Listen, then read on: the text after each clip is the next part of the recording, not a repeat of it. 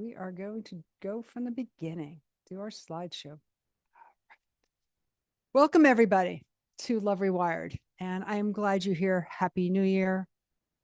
And as we already, people will be coming in, just want to take a moment to connect.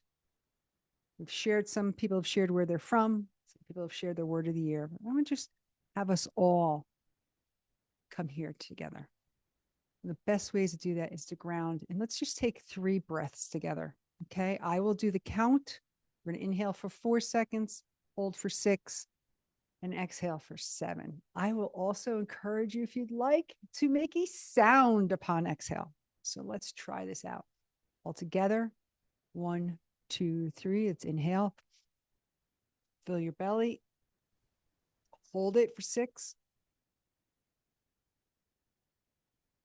Exhale for 7. Let's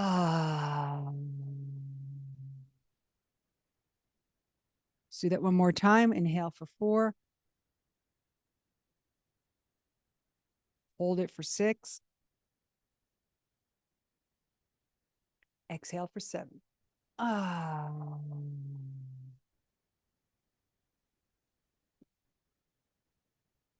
going to do one more time. Inhale for 4. Hold for 6. Exhale for 7.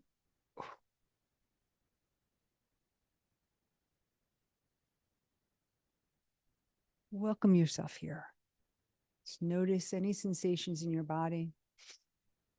It is the best available medicine we have all the time, which is our breath. It's a beautiful thing. So I want to start our class off tonight with a question. Are you willing to spend another year breaking your own heart? I know we want to put it on others, but we make choices from patterns. So let me know in the chat. Are you open to a new way? Or do you want to spend another year breaking your heart? Right? That is the piece that brought you here tonight. I want to be rewired for love, a different type of love. So I wanted to say whatever occurs in this class stays in this class. Confidentiality and safety are super important. And so is interacting. If you want to come off camera, come off, being passive, raise your hand. We'll bring you in. I'm here to coach, to give you whatever it is you're seeking. Utilize this time here. I know it's vulnerable. These are not all people you know. You don't know me, right? And I really appreciate what Melissa said. I'd rather go through the discomfort of change versus being comfortable in dysfunction. That is our choice. Mic drop, Melissa. It's a mic drop, because it is very comfortable staying with the familiar. But the safety zone has a cost. And that's what I'm really asking you here. Are you willing to pay the price, the cost of repeating your pattern? My hope this year is that it will not be there for you. So in the chat, remember, this is about what you get out is what you give in. So I want you to be in there. What is one word you would describe your love life with right now? You could use any word. Here's just a feeling wheel with some. Pick a word. Like right now. We're seeing things in relationships that we've never seen. Statistics, reactive. Ooh, Kimberly, I like that word. Survival. Melissa, thank you for the honesty. Scared, painful. Thank you, Rick. Right? I'm going to tell you, for me, this is a hopeful year. I took intentional time after a breakup to start entering the dating scene again. It took 2 years. So it's a very different energy for me this year, but I certainly know pain and scared and survival. And I also know the choice of leaving and feeling that discomfort. Anybody else want to add a word? I'd love to hear it. Right. So there's some trends happening that we've never seen before in the United States. I'm just going to speak for America. That's where these articles are coming from. But we're watching 2 really new trends. The more successful women are in their business life, the less successful they are in their relationship. The over-functioning that's occurring in the workplace sees a decrease in the functioning and intimacy. There's several reasons why for women, right? One is that we get so much in the work mode of doing, and project managing that we're seeing the capacity to shift to vulnerability at home harder. Also, the more we do more, we attract sometimes partners who do less. So we're over functioning, we're over giving, or we're exhausted. The other trend that I did not put on the screen is we're watching for the first time with more women over 50 leaving marriages. We've never seen this trend before in America. One is because of the reason I said first is because actually women are more successful and they have economic means, or because of what Melissa said, they would rather feel the discomfort of leaving than the comfortability of staying in something that's not working. So these are two trends I just want you to keep in mind. And if anyone wants to comment, come off, remember, raise your hand. This is, I hope, interactive. I am here for you, right? This is what I've been doing for a long time. But so why is it so hard to put ourselves first? What starts to happen, right, when I choose me over others? Like, I'm going to tell you, a lot of women and men were like, here to, will I be liked? Will I still be accepted? Will I still see as desirable? Isn't that selfish? Right? We're socialized to be givers. Women are socialized in particular to be people pleasers. And let me tell you, men are too. It looks different though. We ask men not to show us their feelings, but to be protective, to be initiative, to be providers. Men don't cry. I don't know that that's true. I know Hal's on here. He's a friend of mine. I don't think that's true. No, my brothers also. Women have been taught also we have to earn our love. We have to do for, we have to provide, got to nurture. Not saying any of that is on either side, anything's dysfunctional. It's the extent. When we think we have to do in order to be loved, we don't put ourselves first, right? Most of us are craving the very same thing. I want to feel appreciated. I want to feel seen. I want to feel, right, that I'm heard, I'm valued, I'm understood. And when I don't feel those things, what do? Most of us tend to work harder. I should just do more. We start to doubt ourselves, or we're told, you're just too sensitive. You're too much. Such a bother. Right? I love what some people are saying here, right? Like, it's a trauma response. Yes, exactly, Lisa. It is. It's a patterned trauma response. But I don't say that with judgment. These strategies of people pleasing, chasing, earning were what we needed at one time in our life. But that is not going to make a lifelong. It's not going to work lifelong and have fulfillment. So that's what we're really here to talk about. Laura put down, I struggled feeling like I was leaving my partner behind. Yeah. Right. Because there's things like we even call it trauma bond, or I see potential. Come on. If you just, everyone has human potential, but we can't choose that for them, right? They have to choose themselves. So what is the problem we're here to talk about tonight? If we want to call it a problem, it's patterns.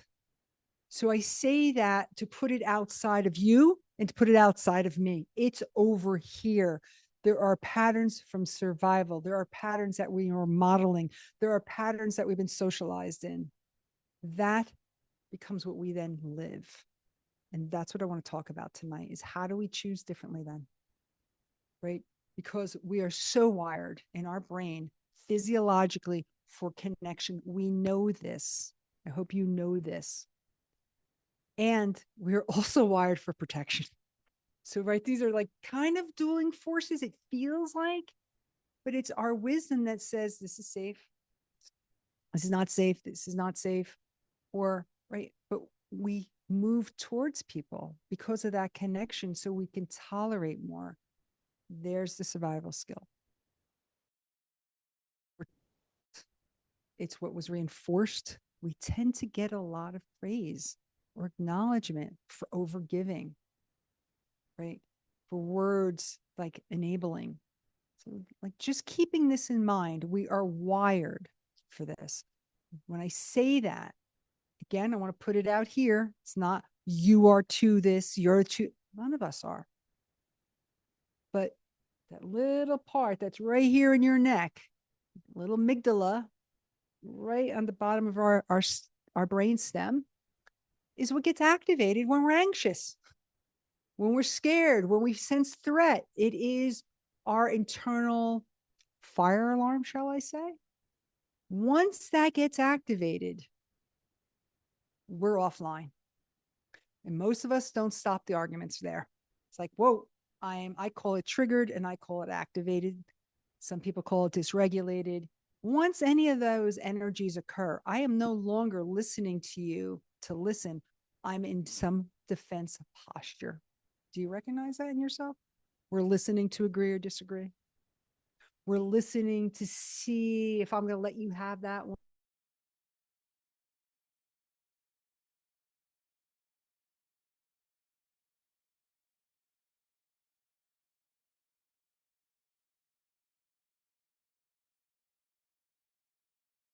system, which is where our emotionality is.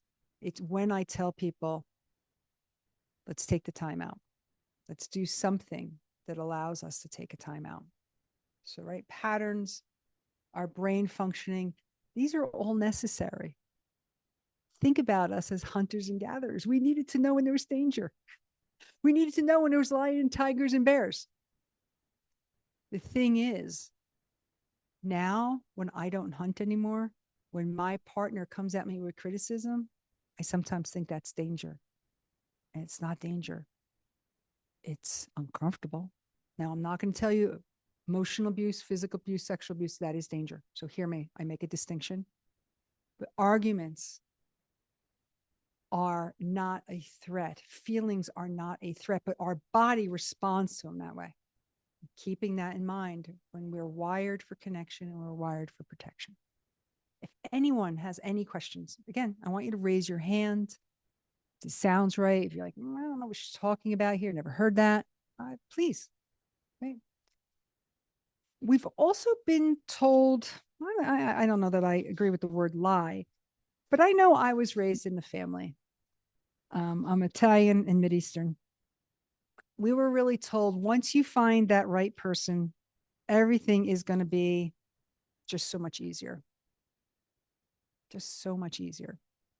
The right person will just flow. You'll have it.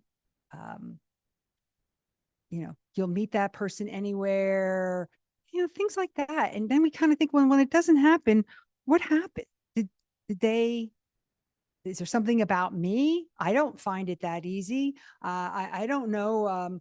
Right. Like the right person's going to complete me is not really truthful. I've got to complete me. I've got to complete me. Hal, I'm going to ask you to ready up the first poll so people can see where they are in this process. And you'll see there is what shows up most in my relationship. Just going to get a sense of where you are right now. Right? Do you send, I need silence, I need to keep my peace, I overfunction, I attract unemotionally available partners. I'm right there with that. Should have everybody answer this poll, right? We have 26 people in the class tonight. Just take a moment to really reflect. What is the pattern that shows up most in my life? I am someone who attracts the emotionally unavailable partner. Completely makes sense with the wiring in the family I've come from. And that's what we're going to talk about, is where those patterns. So thank you, everyone who answered. Lots of people who are saying they have emotionally unavailable partners is who they attract. That's their pattern. I want to pause for a moment to just speak to that particular pattern, right? That one will often show up when we have a father who isn't consistent, isn't in our lives, doesn't hold consistency, boundaries, protection, or when we have a mother who's also emotionally checked out. So we tend to feel really familiar and comfortable around that particular pattern. We'll talk about any pattern that you would like to talk about. Raise your hand. More than happy to share about that. And think about the lies that you've been told, right? Love should be effortless, right? The big word in social media is I want to be chosen. I want to be chosen. And I'm going to tell you, I love that word. I want to be chosen, but I recognized I have often not chosen myself. And then I want to be validated by the other. It starts with me. Vanessa has a question. Can you share about overfunctioning? Vanessa, if you want to come on screen and ask too, I'm more than happy to talk to you. So overfunctioning is got a few products to it, right? We'll see that if we have inconsistency in our family, or a lot of conflict or anxiety in our household. Overfunctioning sometimes is peacekeeping. So if I just do enough, it'll be okay in the household. If I do enough, then I can get the attention of my mother or father. So it sets a pattern in motion of I have to earn. I have to earn it by doing, giving, functioning, right? Think about a woman who, or a man who has that, then what happens in their workplace? What happens with their children? What happens with their partnership? Sooner or later, there's going to be burnout. That is what our concern is, because overfunctioning usually leads to resentment, because we are hoping to get something back for the functioning. Does that make sense to you, Vanessa? It does. Thank you. You're welcome. I don't know how we got this blue line here, people, tonight, but we now have a blue line. It's going to be, thank you, whoever took that off. I appreciate it. Right. The one thing about lies or stories is that we also know they're not the things that hold intimacy in relationships long term. Hallmark rom-coms. I love rom-coms. I think Tom Hanks and Meg Ryan were some of the best movies I've watched. And it's so hard to recognize it doesn't happen like that, where, there's the avoidance. Really, the man or the woman finally gets it. Oh my God, I see my pattern. I come and ask for forgiveness, or I overdo something and we meet and it's great. That pattern of acknowledgement and accountability and coming back together and making it great happens over and over again. We call it repair, but without that, the story itself, Cinderella's story, doesn't work long term. And that's what I would say about that. Right. But if we keep thinking that we didn't get it right, we believe in that lie, it is like a hamster wheel. We'll keep chasing it. We'll chase it with self-doubt. Because when a relationship ends and we sit there and think, well, maybe it wasn't that bad. Maybe I could have stayed around. Maybe I won't find anybody else. Maybe they were right. Maybe I am too much. Maybe I'm too sensitive. That moment we go back and doubt ourselves is the moment we break trust with us. That, even if we say it and we stay in the relationship, or if we've left it, we've got to rebuild the trust with us, because we have actually believed a lie that we somehow are the problem, right? Versus the pattern. What have I learned? What have I done? Right? This is where we are. This is where we go into self-abandonment. What it looks like in a relationship, though, is the same pattern, same argument. We dress it up, just right. People be like, oh my God, I can't believe we argued over lettuce or salad the other night. You weren't arguing over lettuce and salad.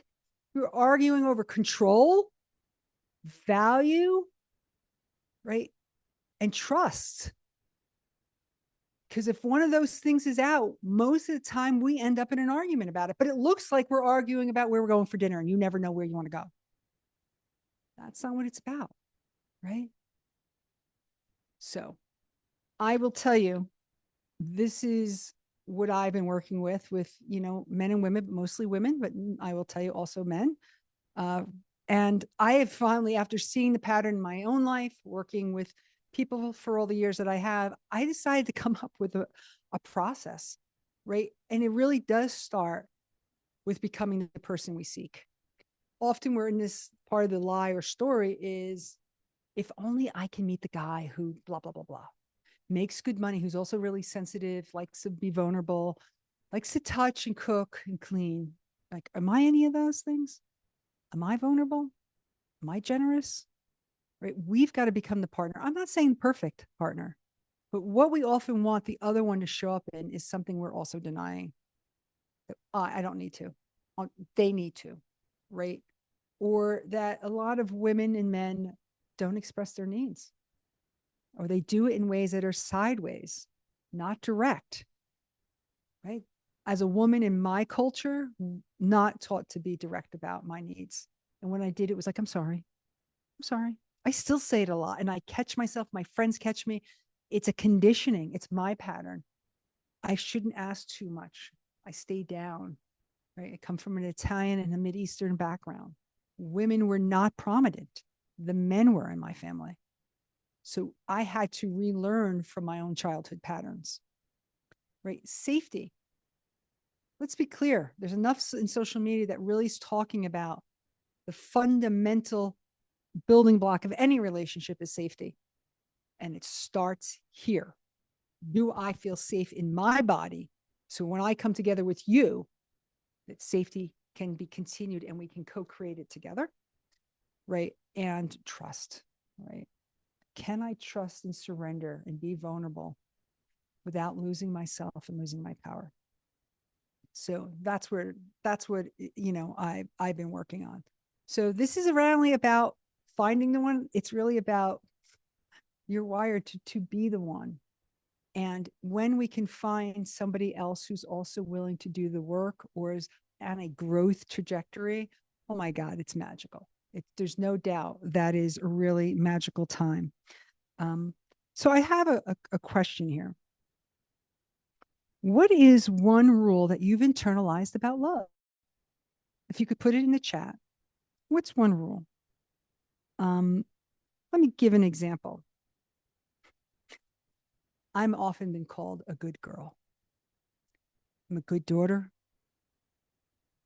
And I thought being a good girl would get me the relationship I wanted. I knew how to behave. I knew what to do. High overfunctioner. Love is earned. Oh, I love that one. Love isn't enough. I don't know, Amanda, what you mean by respect. As long as I have respect, love will be there. Right? Notice these things. It's a lie. Love is not enough. Love is certainly important. But let's know there's got to be shared values. There's got to be mechanisms of accountability, repair. I thought if I did everything right, they would love me. Yeah, thank you, Becky. And that these statements, when they don't turn out to be true, often has us in questioning ourselves or working harder because wait, they taught me if I worked hard enough, I'd be loved. So I must not be working hard enough. Oh, that's a lie. That is it. Right. So we do know that there are studies more and more that when people choose to do coaching or psychotherapy, they do have improved relationships, partly because they learn the tools and partly because they get to finally recognize the pattern. And so it's not about shaming and judging myself anymore. I go, oh, crap, I've been socialized. And trust me, my mother and father did the best they can. They were socialized into their patterns, so I got them too. So that's why therapy or coaching works. It's the pause and the safe place to go, what's going on? So we take it off. There's something wrong with me. We bring it outside and go, oh no, you're perfect, whole and complete. And you've been socialized and wired for some of this. I do see Laura wrote accountability. Relationships take a commitment to work and accountability. Most definitely. We will talk about that tonight. So this is my commitment to you. By the end of this class, you'll understand your attachment style and you will know how your nervous system shapes love and safety. And I will talk about my model, the best model, which is beloved, expressed, and I'm sorry, beloved, expressed, secure, and trusting relationships. Okay. Are you ready? Because we have another poll. How? I'm going to ask you to bring up poll number 2, right? So where is your readiness with breaking these patterns, right? So how ready are you to stop repeating patterns and start rewiring for secure love? It's okay not to be 100% also. You could stay curious, right? You may be like unsure. I've never heard some of these things before, or I've heard of them, but I'm still not too sure, right? A lot of 100%. Curious. I appreciate whoever put curious, right? This is an anonymous poll. I don't know who's here. We have 23 people in the class. Think about it. Where is your readiness? Scared, right? I really appreciate that authenticity, whoever put that in there. Yeah, right. There's a part of us that yearns for something different, and yet we're scared of the unknown. And you've probably read this, and unknown is where the magic is. But man, stepping into it's like everything in our brains going, hell no, I'm not stepping now. I know this. I don't know that. Right. I'd rather stay with what I know. Right. So these are the results. So a lot of people 100. We have some people who are curious, scared, and unsure. That's awesome. Appreciate that you're being as authentic as you are with it. Right. So here's the promise. I'll show you how to rewire your nervous system so you stop repeating the pattern. That is a commitment by the end of this class, you will know. So who am I? I know I've been talking for a long time. Again, anybody wants to come on screen. I am a psychotherapist and coach. I've been doing psychotherapy for 32 years this year. I've been a relationship coach for 10 years. I will tell you, I often will say I'm a people pleaser in recovery. And when I am under stress in a relationship, I default to my more avoidant tendencies, but I would say I'm securely attached at this point in my life. But I'm definitely I often will say, the ones people pleaser perfectionist. It comes back up when I'm under stress, right? When I'm activated by an old lie, when I forget who I am, that is what you'll often see. So these are pictures of me about 8-9 years ago. Some are older than that. When I say heartbroken and people pleaser and all those labels, I will tell you, it is pain. When I look at these pictures, I get emotional because I recognize how much pain I carried with those stories and those lies. And I did it by carrying 380 pounds to hold off the realities that it had to be something wrong with me. And the car accident was my wake-up call. About 10 years ago, I was hit by a drug driver. And when they talk about hitting rock bottom, you hit rock bottom. I did not walk for 9 months. I was in rehab for 9 weeks and in a coma for about 9 days while they reset my spine and my chest. But it was enough for me to say something's got to give, not just in my romantic life, but in my life, that I did not deserve to carry this kind of weight, this kind of pain, right? So who I am today, you see in weight loss, it's just an outward example of who I am.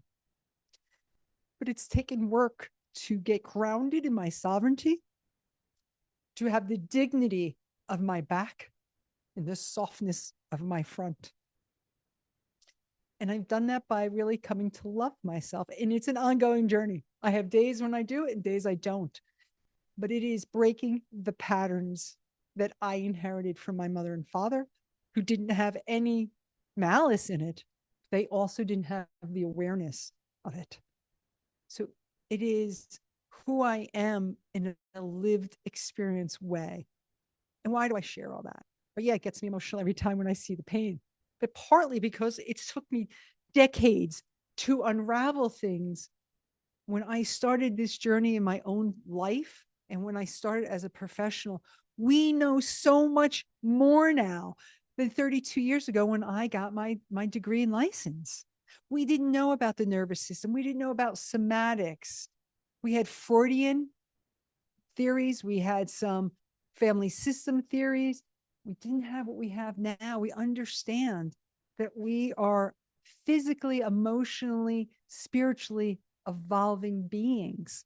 So that's why I share it, just to take a look at what it looks like. Right?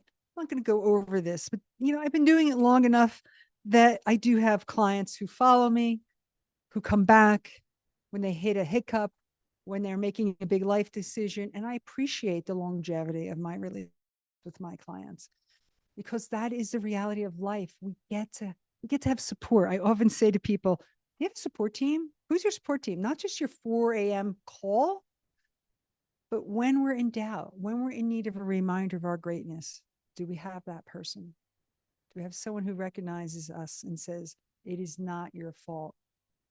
It's what happened. It's what you learned. You're magnificent, right?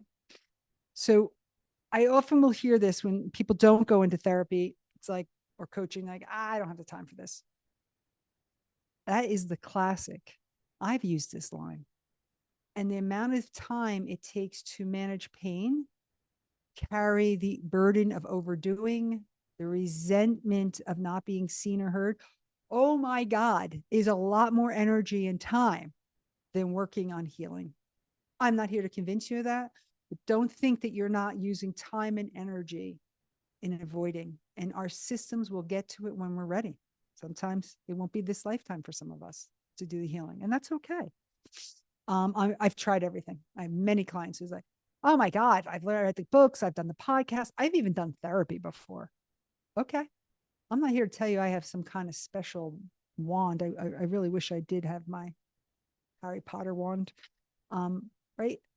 But we have to revisit things. Healing is not the straight line. It is spiral. We get to revisit old wounds, write them new stories. So we are less reactive, less triggered. I'm not built for love. I've had a woman recently say that to me. I'm not going to do it. Right. That's a trauma response. And I won't push somebody until they can believe they're worthy and ready and secure and safe enough for love again. Many people also say I don't have the money, especially in this economy. I think we're all holding our breath. We don't know what's happening. Yep. There's prices we pay in dollars. There's prices we pay in the quality of our life. And that's our individual choice. I want to just share a few of my clients in the course of tonight. This is one of them. Jade is actually a coach. She's an extraordinary career coach, actually, who often gets stuck in a trauma response of, it must be me. People don't like me. I'm not seen and heard because I'm short. I can't be effective in my world. I'm stuck, right? And that also creates a pattern of how she shows up with her partner, her husband, her children, because there's a protective element all the time. The hypervigilance of where's the danger, where's the rejection going to show up next. So, right, some of it is people, some of it is about how she has shown up in her own survival. And really, our work together is, how do I create safety through boundaries, through knowing what my needs are, discerning who are people I want to give my time and energy for, because not everyone deserves access to you. I'll tell you that. But that's an internal decision. When you choose to tune in here, right, you can start to create what you seek in your relationship. Her husband cannot bring her safety. He cannot take away her trauma, right? They could certainly recreate it, and they had for a very long time. So just say there is this evolution when we just start to choose our own safety and we don't farm it out to somebody else. But I'm also a believer is like the best time to take action is now, right? In a sense of time's going by. I don't know about you. I'm 58. Keep going. Get to it. I'll get to it. Right. Okay. That is also our wiring. Again, we're wired for protection. So there's a part of our brain that's like, no, don't worry about it. Sit back. You still have years yet. I don't know that this woman even knows what she's talking about. Notice the stories that start to come up in our head. I got my podcast. That's fine. Recognize where our body goes into survival mode, right? It's part of our conditioning. And I'm not here to judge it. I often say, thank you to my perfectionist side. Thank you, because it got me something during a time that I would have had access to nothing. It's just not what I choose today. It's what my little girl needed to do in the past, right? So we don't repeat our patterns because we're broken. Not at all. We repeat them, like I said, because they're familiar. We've shared that. And that's the crazy thing about the brain, though. We're going to talk about all this tonight. You go to meet somebody and you're like, they feel familiar and comfortable. That's our brain going, yes, say yes. I've done it. But when we get into the relationship, we go, oh my God, this is like dating my mother and father or my brother or sister. Right? Our brain is not going to choose somebody that is unknown, not familiar, or something we haven't experienced. It takes awareness to do that, right? We think the butterflies, it's got to be the right person. No, butterflies can also be your nervous system going ding, ding, ding, ding, ding, ding, ding, ding. We always are seeking a reenactment of our early relationships. Just saying. Again, it's not a bad and wrong, but so I'm going to take a pause and ask you to type.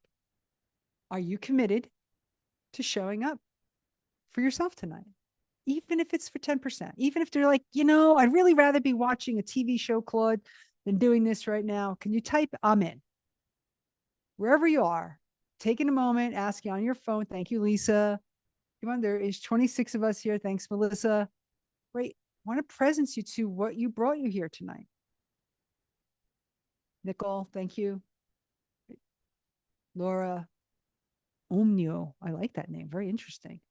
Hey, there's a reason you came here. Was there a question? Is there something you wanted to learn about? Put it in the chat.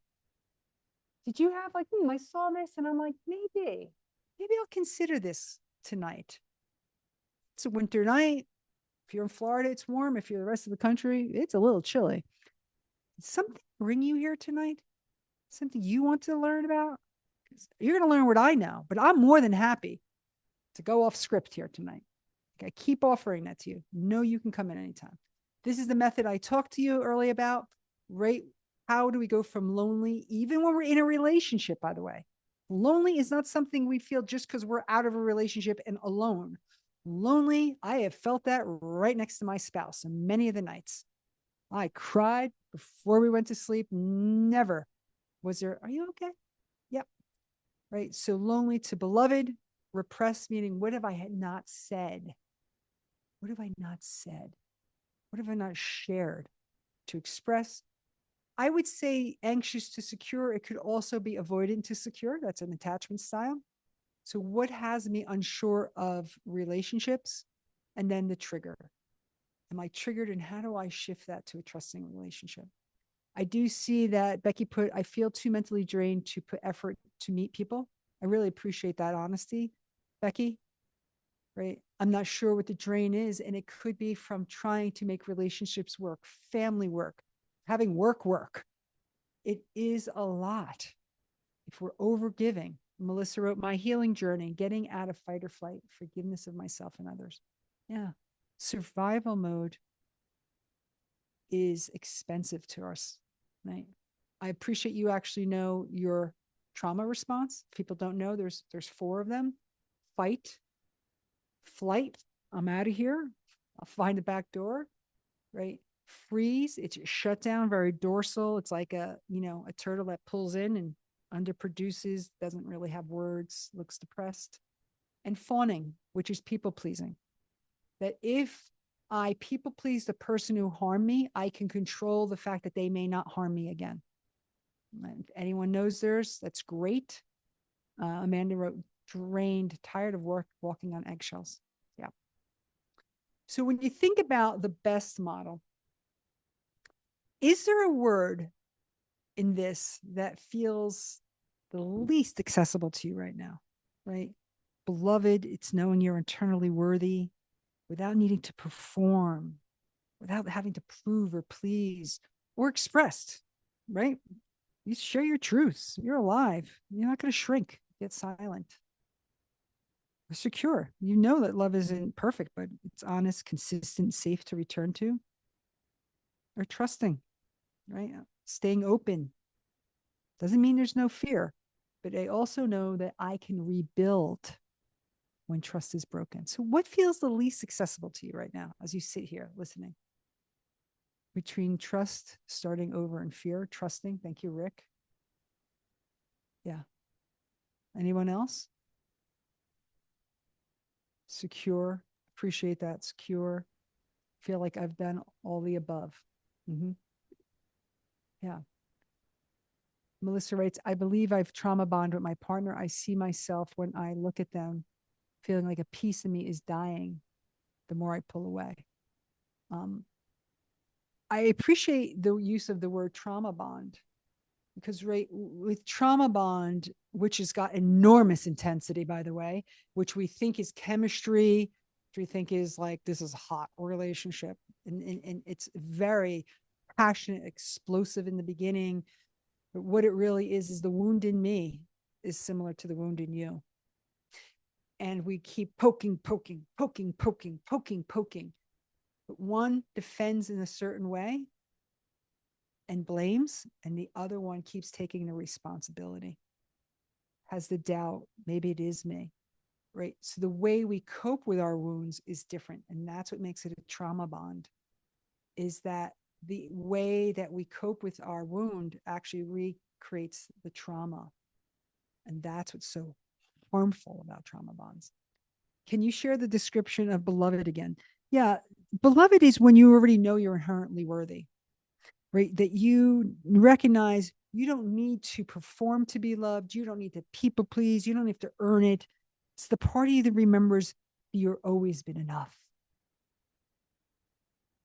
right? That there is, this place that you don't outsource your value to someone else. I don't look to someone else to validate my amazingness. I hold it. If I hope that helps, Vanessa. Okay.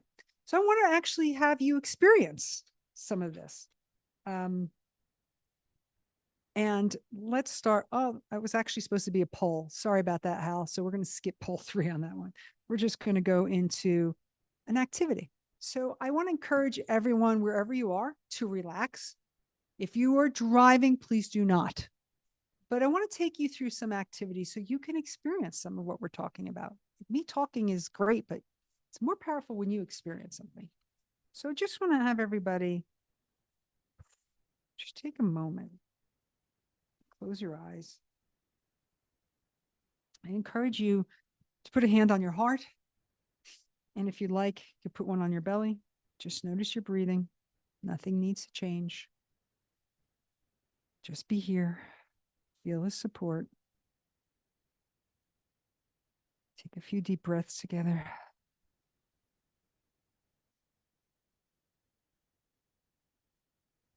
I'm going to ask you to bring to mind a younger version of yourself.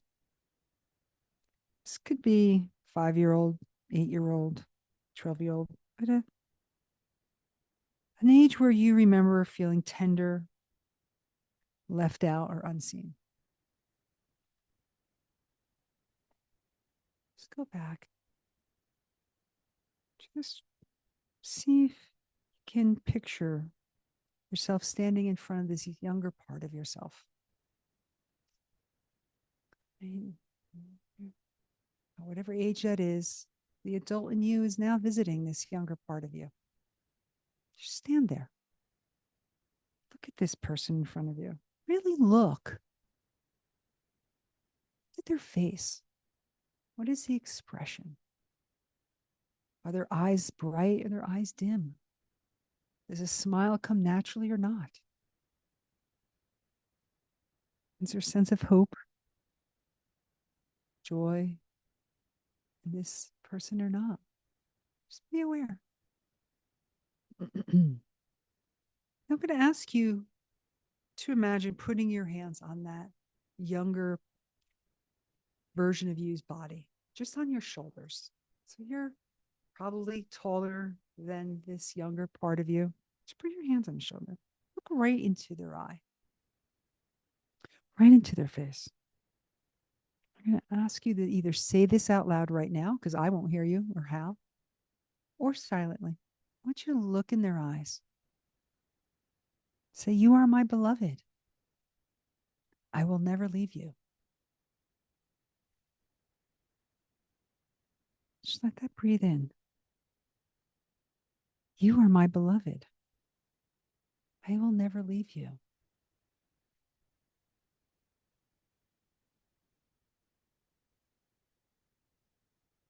Let that land. Let it ripple throughout your chest.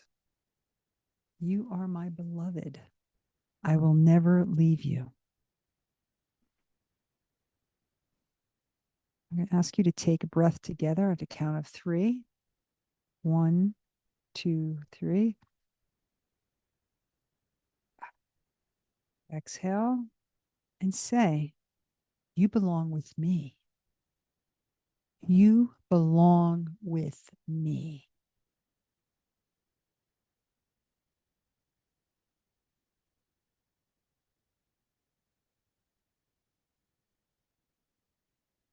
You belong with me.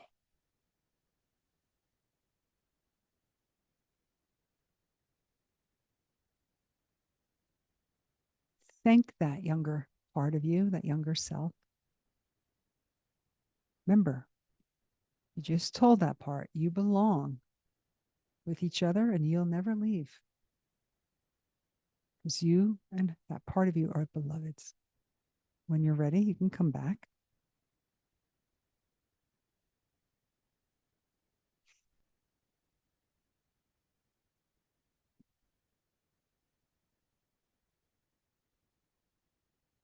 So I'm curious if anyone wants to share and come on screen or write in the chat. What shifted for you when you met yourself as your beloved?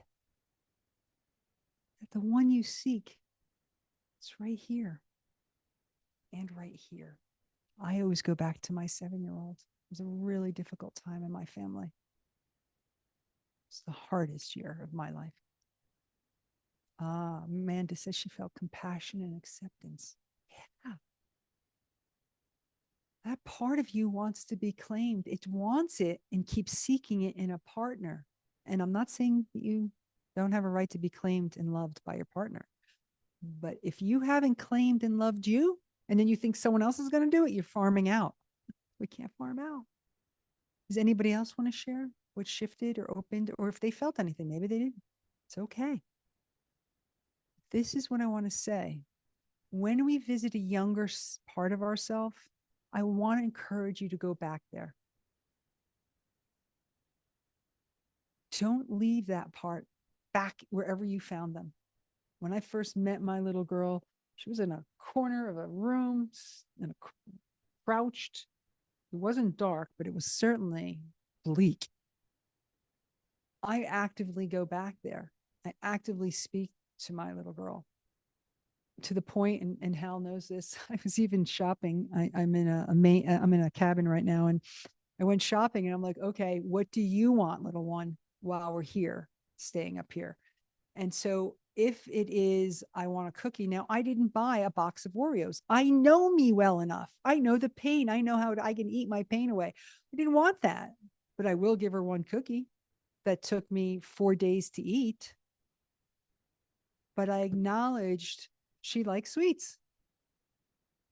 Lisa Wright, the child was dying inside, wanting love from her mother, but I gave her love and took her with me. Yes, that's it. It is that girl or boy inside who is wanting to be loved, to be a beloved. You had a right to it with mom and dad. If they did not have the capacity, that does not mean that is your worth. It's just mom and dad had low capacity. So if that part of you found is dying, love on it. Love that part of yourself. Engage with it. What do you need? I put her right here. What do you need? What do you want to do? I want to go for a walk. I want to go play snow angels. Okay, let's do it. Doesn't mean I can do it all the time. Let's be clear. I have downtime in my life. So why don't you just think about that? I find a beloved. To find the beloved, you must become the beloved. It's a simple phrase that people go, oh, that's nice. But it's actually at the root of everything. It's at the root of everything. We all want to be someone's beloved, but we actually forgot that we get to be our own. And I don't want to keep repeating that, but that is a real big truth. People are like, oh, but there's no fun stories about that. Yeah, actually, there are a lot of rom-coms about that. Because sometimes when people actually recognize they're worthy, they change the game. They say no more of that. They set new rules, new boundaries. That's what that's about. They became their own beloved and be like, I'm not settling any longer. I'm not going to tolerate any longer.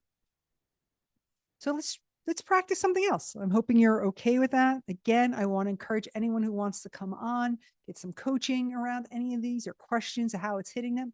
I'm here for you. Let's do another activity. I don't know if anyone has anything they can write on or journal if they want to. If not, we could just do this all out loud. I want to encourage you to either write down or say one truth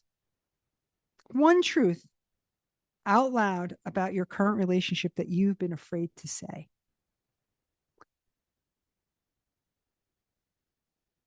One truth that you've been afraid to say out loud about a current or past relationship.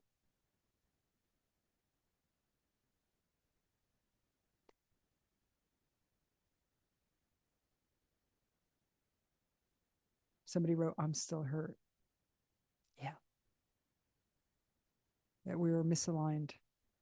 Yeah. Thank you for sharing those truths. You could write it here, say it to yourself, but there is something. Sometimes some of us want to say other things like, right? Like, I want to curse somebody out. Okay. Or maybe I feel I still want an apology or I wanted accountability. And whatever it is, I want you to recognize what is true for you. We're not all treated equally. Yeah. I wasn't treated like an equal. I neglected and lost myself in a fake reality in my head. Ooh. Oh, Alyssa, you've done some very deep introspective work.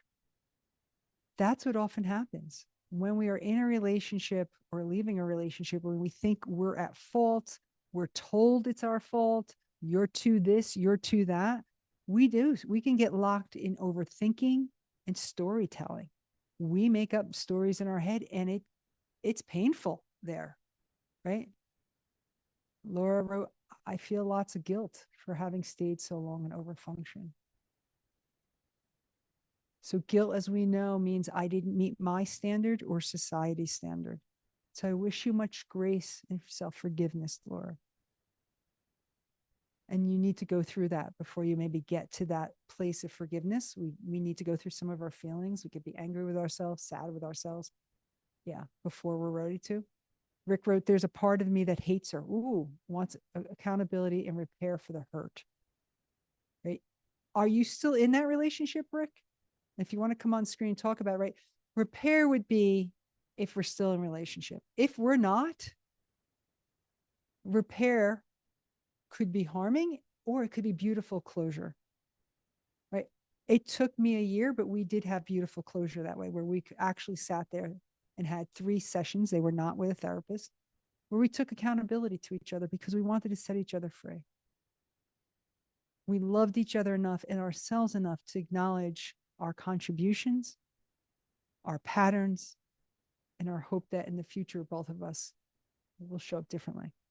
That's beautiful repair. How do we forgive ourselves? Thank you, Rick, for saying you're not in the relationship. You could. We called ours, meetings of wholeness, but it took us a long time before we could do that. Almost a year. It took me about 9 months before we were able to sit without the charge, without lost passion, without hope. Forgiveness is a journey. Forgiveness is not from A to Z. We visit a lot of feelings in between that I would often say, don't bypass the feelings. Because if we need forgiveness, that means somewhere I broke trust with myself, somewhere I didn't maybe listen to my intuition, somewhere I knew, my friends knew, right? There's all those things.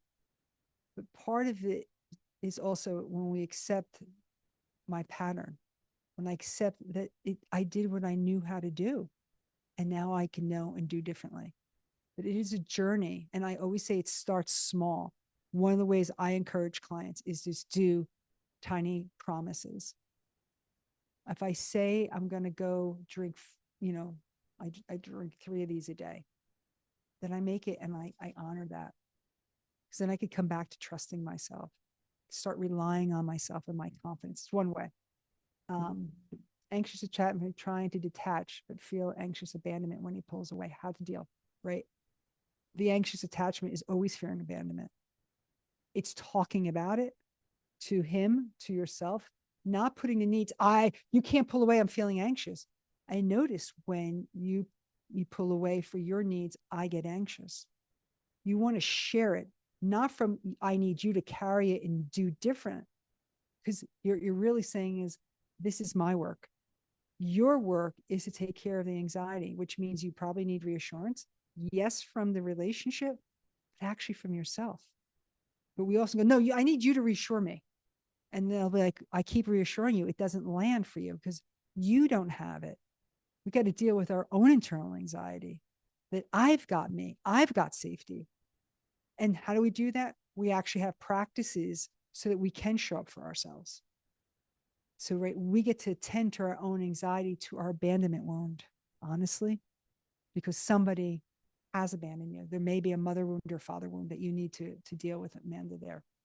I'm hoping I've gotten to all the comments as we're going through this.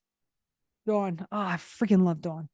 Dawn and I just went through my breath work accreditation. She became one of my clients for breath work, but Hal's heard me tell this story. I love Dawn. I met her during my coaching journey long time ago. And she was a CFO at the time of a nonprofit in Long Island, the largest child welfare nonprofit. And when we got into our session, I looked behind her and she had like 54, 53 credentials and certifications. I was like, what is this? Because she thought through achievement would prove her worth. It would prove her worth in a world that she was the only woman who majored in accounting at a SUNY university. So, right, in her family with the dynamic of alcoholism and mental health, if she could achieve, then people would love her. She would get recognition. She would be wanted and needed. It equaled her worth. It was exhausting. Right. When I met her, she was in a relationship where she overfunctioned. She paid for all of her bills in her house except for her phone bill. She paid for her mortgage during Superstorm Sandy. She paid for her home to be repaired, all the FEMA, raise her house. And let me just tell you, her husband is the most successful and largest GC builder in Long Island where they lived. And it wasn't about money. It was about securing love. If I can't do this, he'll leave me. I'm not worthy on my own because he's not seeing the certifications and credentials. Achievement meant nothing to him.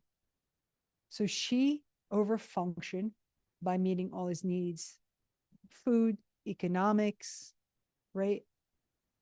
But wouldn't deal with conflict because she feared if she confronted him, he would go off or leave her.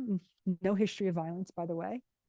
She was uncomfortable because of her childhood of conflict and violence, not from him, but right, never spoke up.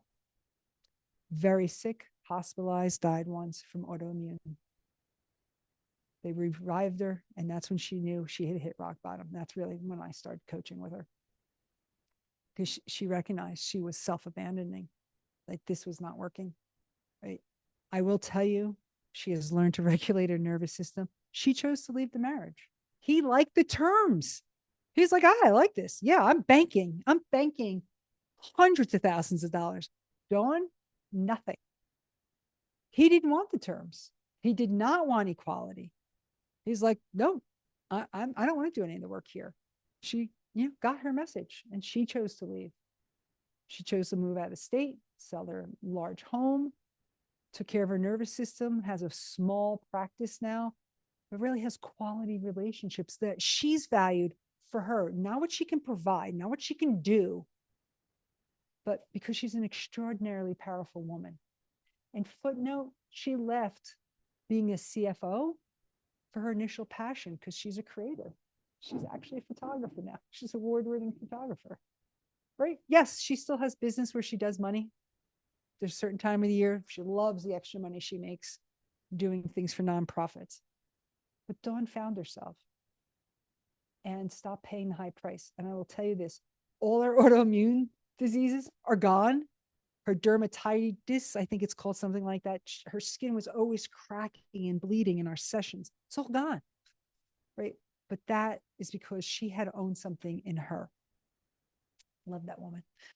Let's do another activity. Again, if there's any questions, anyone wants to come off camera, I'm going to do it this way.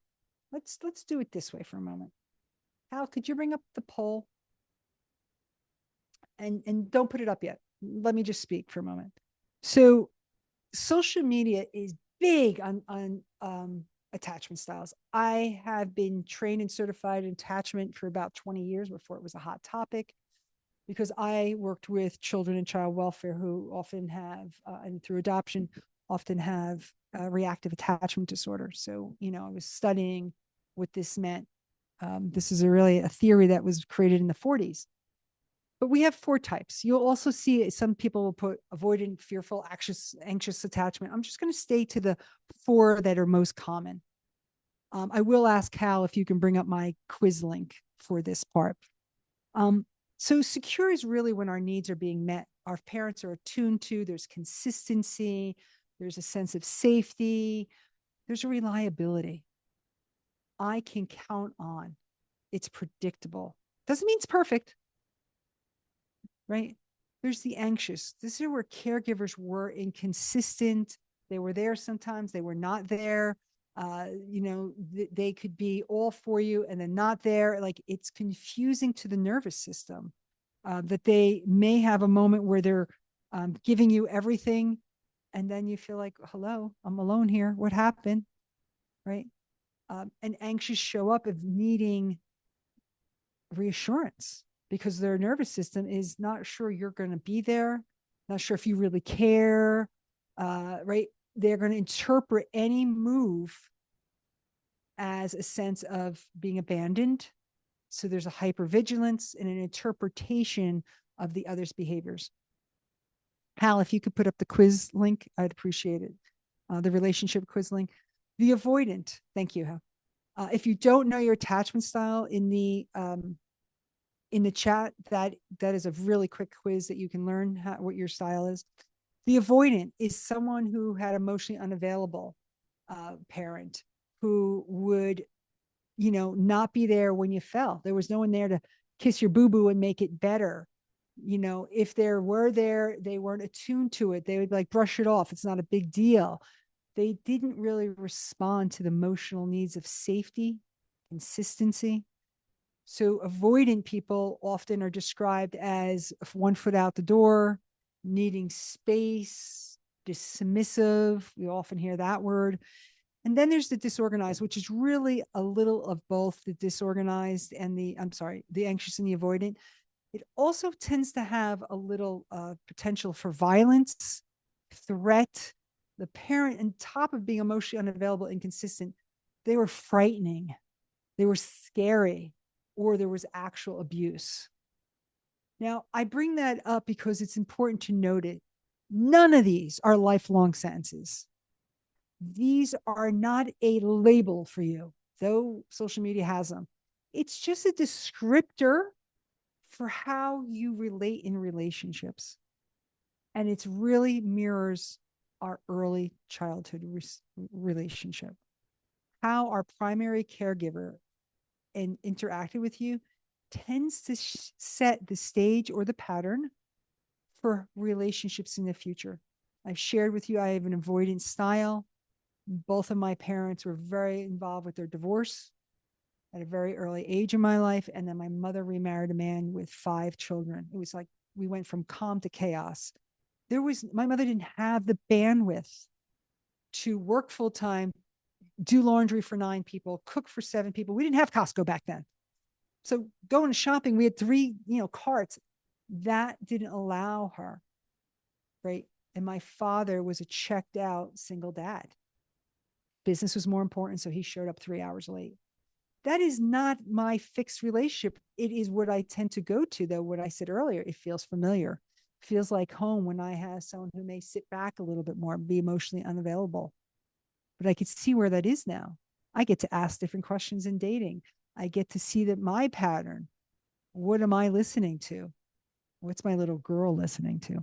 Right. So, all that to be said, I'd like to do a quick activity about anchoring into safety. I appreciate you going along with me with all these activities.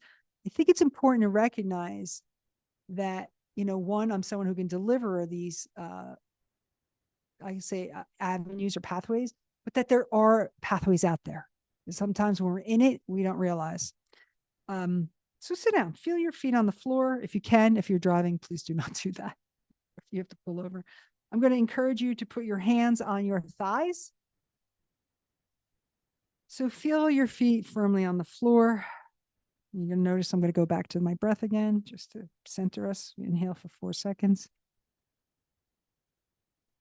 Hold it for 4 seconds. Exhale for 6 seconds. One more time. Inhale for 4 seconds. Hold it for 4. Release for 6.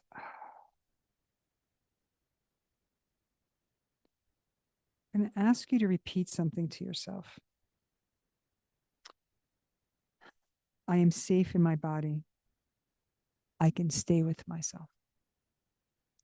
I am safe in my body, and I can stay with myself.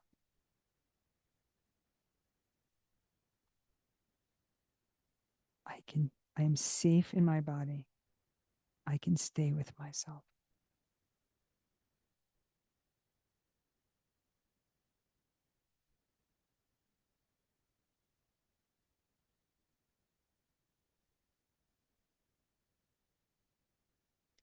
Just want you to scan your body. Notice if there's any more space, sense of safety right now. I'm safe in my body and I can stay with myself. Security and safety begin when we choose ourselves. And it starts inside of us, not outside.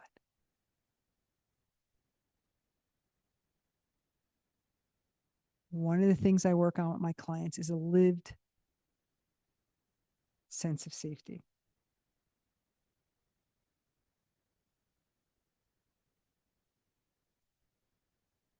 And that is here, and that can be nurtured. If anyone wants to share anything that came up, if there was any more space, anything, that's great. Based on what I share, Hal, I'd ask you to put up the poll, final poll of the night. Right. So if you could put up the fourth poll, thank you, Hal. So Rick's asked a question, and we're just asking if you know your attachment style. Again, if you don't, please, I encourage you to take the free quiz. Why do these exercise, this and going back to my younger self, never work for me? I feel like I go nowhere. I feel like nowhere near enough or a little ineffective, right? That just tells me that the wiring is pretty strong, that you're going to need a little longer to be here to get through a protective factor. You don't know me. You don't know the people in this room. So really quick exercises.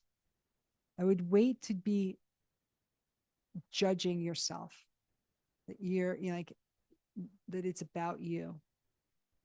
And some people don't do visual imagery as well as others.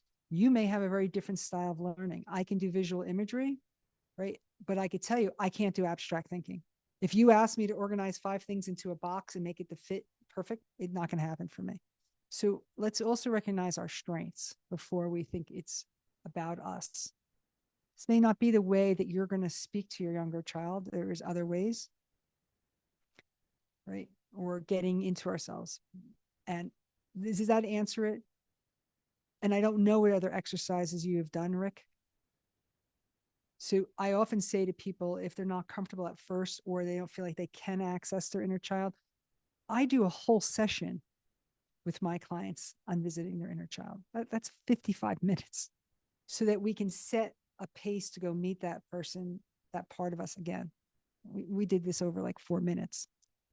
The other, I would say, if you're not a visual person, Rick, is write your inner child or let your inner child, let me reverse that. Have your inner child write you a letter. How do we do that? We use our non-dominant hand. I'm a righty, so I would do it with my left.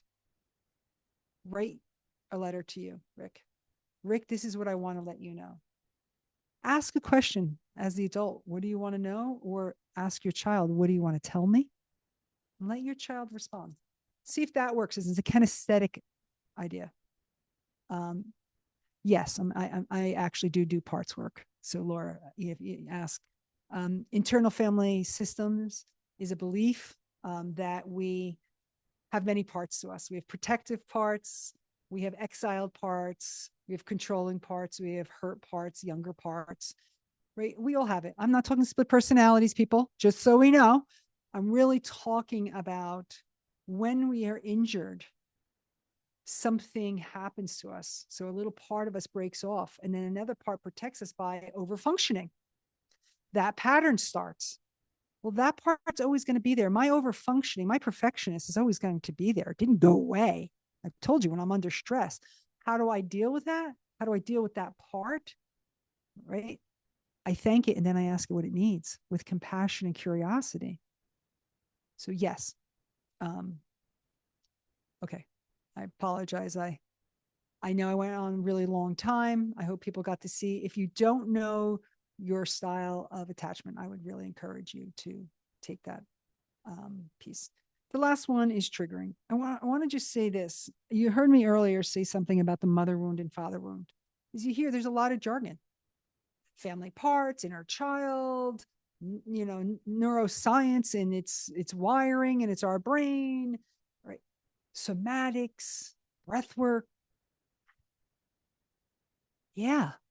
What I want you to recognize is there's so many paths. There's not one path. I chose breath work late in life. Hal and I just in the process last year because I've used words for so many years. And I also recognize truth is not always in words. It's in our breath. It's in our body. So I became a somatic practitioner, became a breath worker as I've aged because I want to be able to offer both myself and my clients other ways in. I want to say this before we go here. Mother wound, father wound, you may have heard that. Another, right? Here's another thing.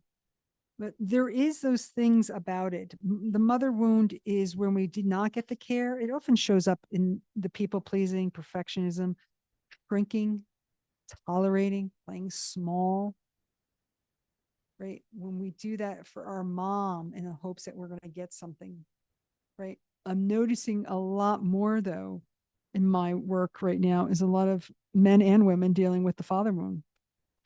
They look hyper independent. And that really creates an issue when you want to create interdependence in relationships. So they're either hyper, independent or they're codependent. Mistrust of support, never say I need or help or ask for directions. That's a joke, but it's not. It's a father wound. Or difficulty receiving love. Don't believe it when someone gives you a compliment. Push it away, right? Because there's roles our mothers and fathers both each have for us developmentally. And when they didn't occur, they still show up. So we can label all these things. It's a journey. So I want to take you through one more. And Rick, maybe you'll get something from this. I don't know. So I'm going to ask you to remember something that recently triggered you. Could have even been on this call tonight. Just think of something. So I'm going to have you close your eyes and just relive it. Close your eyes and relive the trigger. Notice what sensations, what was your automatic thought, Maybe there's something you automatically wanted to say, or maybe you said. Think of your energy.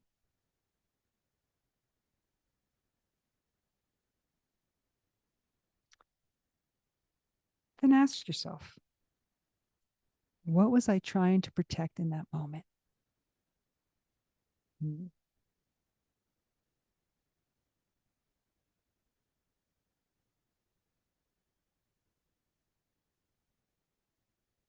What was I trying to protect in that moment?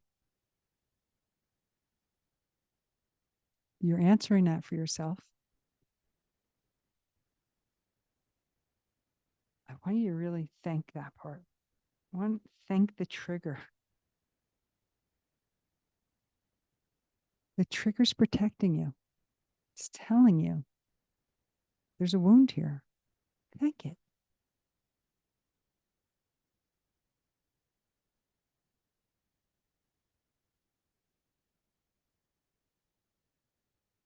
Thank it.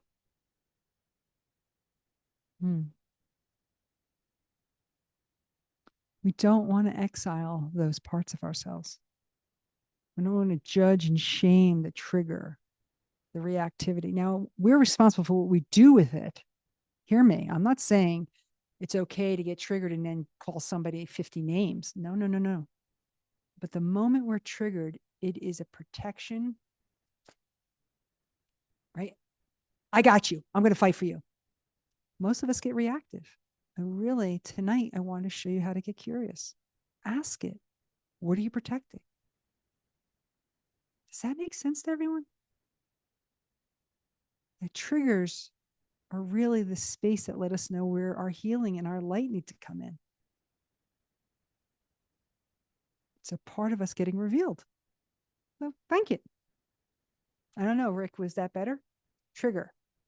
Partner says, how the hell you still on a Zoom call?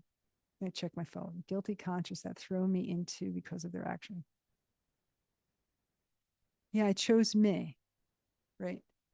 Now, the way he approached it sounds like that's also creating the trigger, right? And then it's because of how I interpret. How the hell are you still on that call? Now, tone of voice. Melissa, we weren't there, right?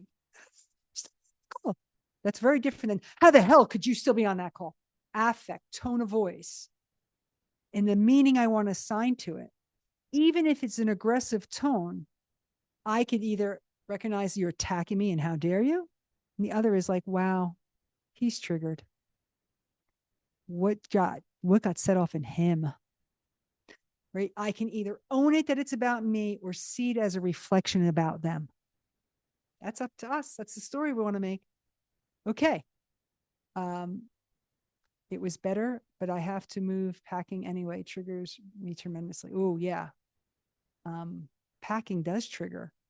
If I heard that right, when we move, right, there's endings. Even when there are choice, there's endings and new beginnings and unsuredness and excitement. It is a both and experience moving and packing, right? So the trigger, whatever reactivity you're having, right, it's bracing you for that. You probably have a history of how you have responded to moving and packing. So it's also bracing you for that, if that makes sense, because I know that people are asking me for more ideas of what it meant, protecting from a trigger. A trigger is showing you where there's an injury. And it's almost like bringing in a bouncer to go, I got you. I'm going to step in. You will not poke her again or him again. So we get triggered and we tend to get like ready to fight. That's the protection part. The trigger is just revealing there's a part of you that needs protection because there's still hurt there. Right? Yeah. Oh, yeah. Alex. He's also a good friend of mine now. So I just got to see him in Las Vegas last week, and today's his birthday. I was his first real estate coach, and now the guy's worth over $60 million. I just got to see his portfolio. Oh my gosh. When I met Alex, he owned a vegetarian restaurant by Rutgers University in New Jersey. He was smart enough to buy in Newark when they were trying to gentrify. They put in like 7 or 8 really nice houses that don't fit Newark, right? More of a brownstone situation there and apartment buildings. And he was smart enough to buy one. And he was not happy with his life. He was not in relationships of intimacy. He was married, but still me. No consideration. Hey, what do you think about going? He would just book the flight, or I'm going to, and just inform. Right. And a lot of anger, a lot of reactivity. He had to win any threat. He had to dominate. Not a lot of intimacy there when you're coming from that place, right? We needed to get his domains aligned with his values, right? One of them was recognizing he kept interpreting his wife's requests as threats. They weren't. They were not his mother. They were not his father, but he interpreted them as a loss of control. So he kept fighting for control with a woman who did not ask for control, but that was his interpretation, right? We need to learn on how to speak his needs. That's something he ever did. He literally was brought here with no language at 8 years old from Taiwan. They called him Orange. He had no one to talk to for the first year of his education, right? So everything was a threat at that point. And at times he continues to live that way until he could start talking about his needs, recognizing that intimacy or connection wasn't about control. It was shared, right? He could actually recognize he didn't have to make millions to be loved, that he's worthy of it all on his own. But it has been a journey. This is a man who's honored in Course of Miracles work. He's going to be speaking at the UN next month on the Course of Miracles. He is a spiritual man who struggled with his human identity. So he was in conflict with his own values. If anyone knows the Course of Miracles, it's either I live in love or fear. He's lived in fear, even though he proclaimed love. And that was where he needed to change, not in his thought pattern, but in his wiring. And it went back to being dropped off in the United States with no protection, no language, and no parent. And having to fend for himself in a system of a different language with distant relatives, right? It's been a pleasure and an honor. I just was at his own workshop. He does something called Breakthrough. It's extraordinary to see him come alive at this point. He turned 40 today. It's great. It's great. So there's a few people sharing. What are more examples where we protect from a trigger? I'm going to give an analogy for a moment to iPhone. I don't know who you are. Mary. Okay, Mary and Rick. So one of the things is, I'm going to use the analogy. My parents broke my arm. And they've said it, and it's all healed now as a kid, but it's still my sensitive place. So I tell my partner, hey, don't hit my arm too hard, right? It hurts when I get hit there. Right? Okay. Poke, ouch, poke. Anytime I get reactive, what the hell are you doing? It's because that reactivity is about protecting this injury, this very, very old injury. Now I want to go, you caused me pain, partner. You poked, I told you. Is it realistic to think that someone's never going to bump into my arm? No. But the higher my reactivity, it shows there's that much pain there. So, right, the protective reactivity is really showing me it's hurting too much. I've got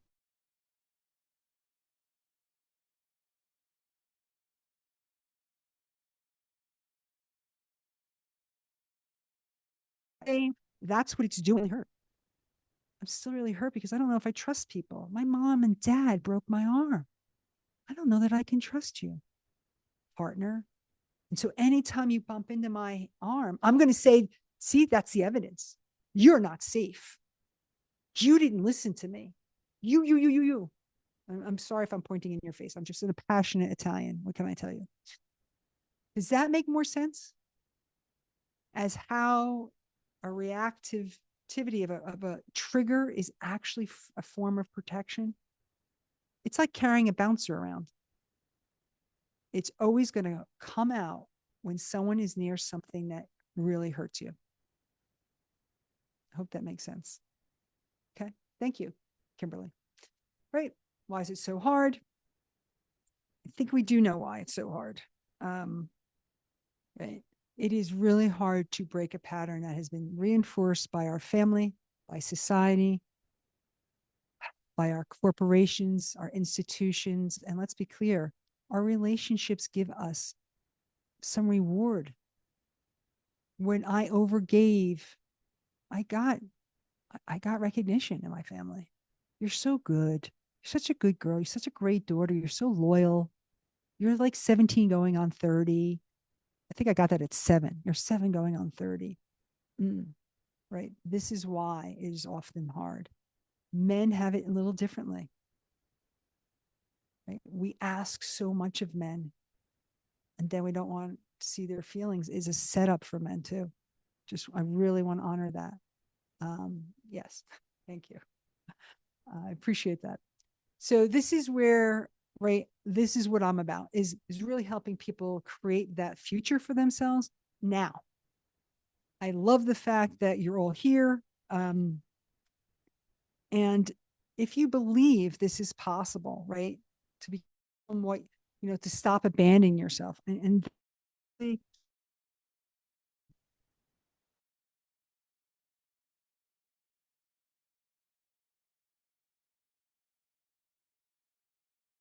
for us, there's so much potential in you.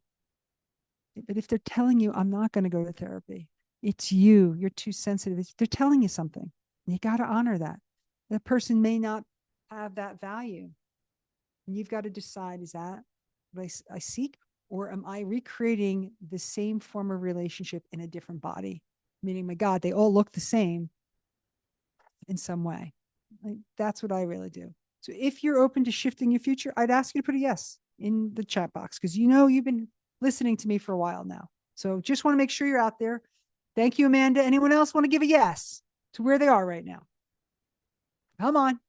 There's 20 of us here. There's got to be a few more. Thank you, Kimberly. I appreciate that. I appreciate it.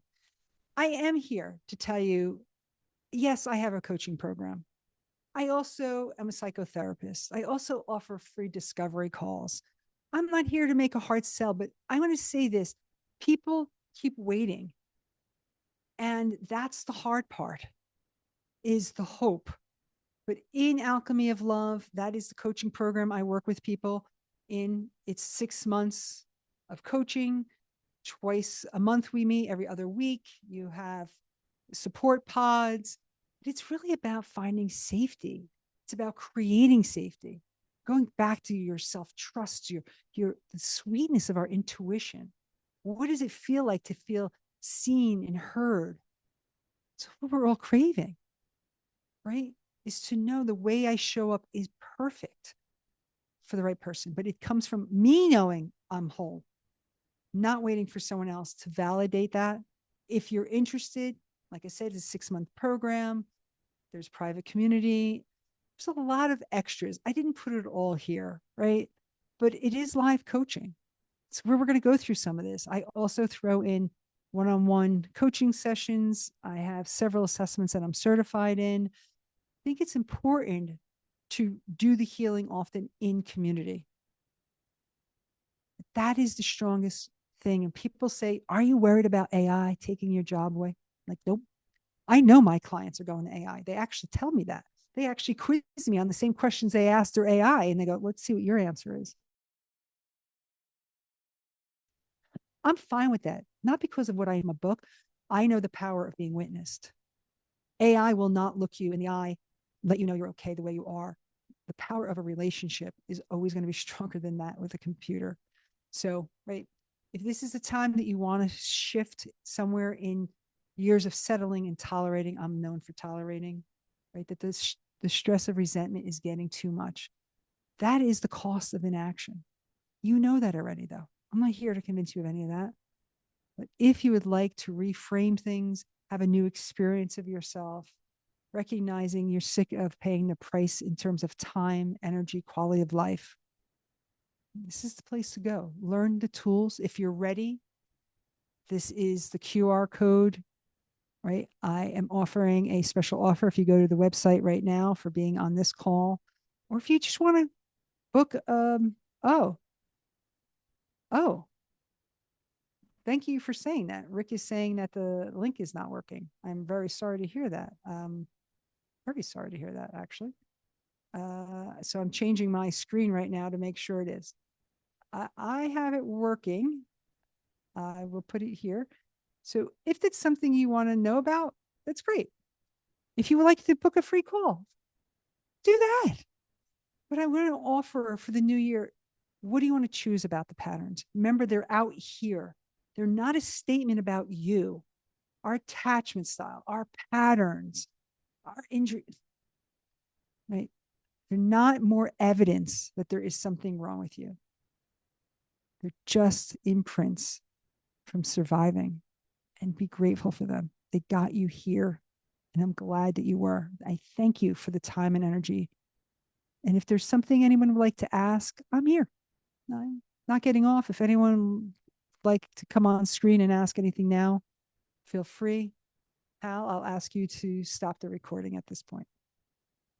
And I'll stay here for a moment or two. If anyone has any